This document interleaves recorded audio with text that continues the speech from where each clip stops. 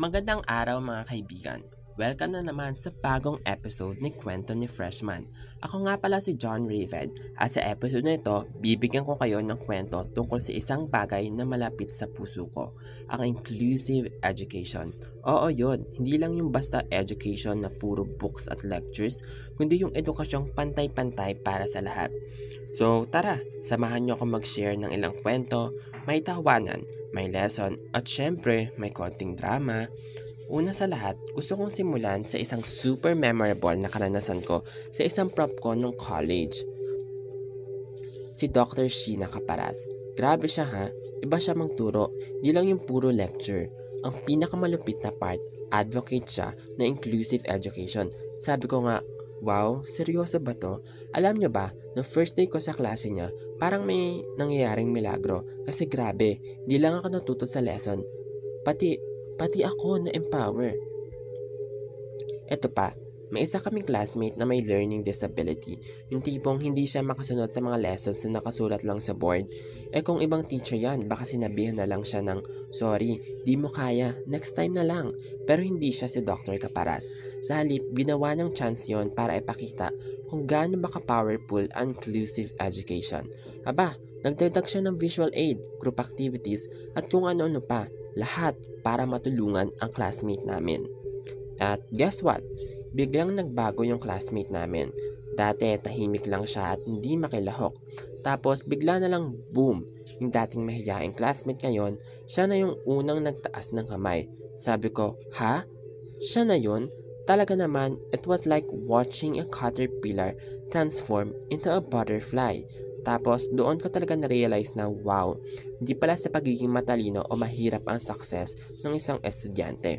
Nasa sistema pala yon, yung sistema na magbibigay ng equal na pagkakataon sa lahat. Sabi nga ni Dr. Caparas, inclusive education is not a privilege, it is a right.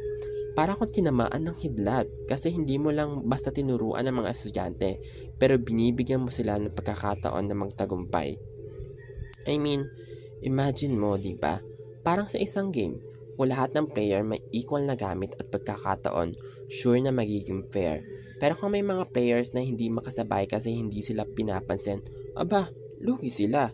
Kaya nga inclusive education is more than fairness. It's about unlocking the potential of each and every student. Di naman kasi lahat ay pare-pareho, di ba? Bawat isa may strengths, may weaknesses. Kaya importante ng education ay nakakakita sa uniqueness ng bawat isa. Ako nga, may kaklase ako dati, nakikitang parang hindi niya kayang mag-keep up. Pero hindi sila bobo, promise. Kundi baka nga ang problema, hindi lang sila kasali sa paraan ng pagtuturo ng education system. Lalo na yung mga silent na classmates ko na parang hindi makasali. Feeling nila outsider sila ROP. Pero sa mga ganitong kwento, doon ko naisip na mas lalong importante na itaguyod ang inclusive education. Hindi lang para sa mga brilliant student, kundi para sa mga estudyante na tahimik na minsan hindi nabibigyan ng spotlight. Kaya nga, ang inclusive education para sa akin, hindi lang siya isang academic topic na, o sige, discuss natin yan. Hindi personal siya para sa akin. Kasi sa klase ni Dr. Caparas, nakita ko mismo kung paano nagbabago ang buhay ng mga estudyante. Kung makikita lang natin ang kahalagahan ng pagbibigay ng equal opportunity sa lahat, hindi lang yung mga matatalino, kundi pati na rin yung mga nag-i-struggle sa klase, I swear, magiging mas magaan ng buhay. Ito na mga kaibigan, ang pinaka-importante. Bawat estudyante may karapatan sa edukasyon at hindi sila dapat maiwanan. Di lang dapat puro test scores ang basihan ng success. Dapat we build an environment where every student feels empowered to grow kahit anong level pa sila. So habang nagsisimula pa lang ang journey ko sa DevCom, dala ko na yung mga lessons na natutunan ko kay Dr. Caparas.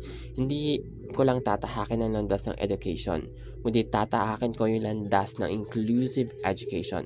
Para sa mga left behind, para sa mga silent students, together, we make sure no one is left behind. Ayan mga kaibigan, yan ang kwento ko for today. Huwag kalimutan mag-subscribe, mag-like at mag-share ng inyong thoughts sa comment section sa ibaba. Hanggang sa susunod na episode ng Kwento ni Freshman, magtulungan tayo at sigurado akong magiging mas makulay ang ating kwento. Huwag kalimutan, inclusive education is not a privilege, it's a right. Paalam mga kaibigan!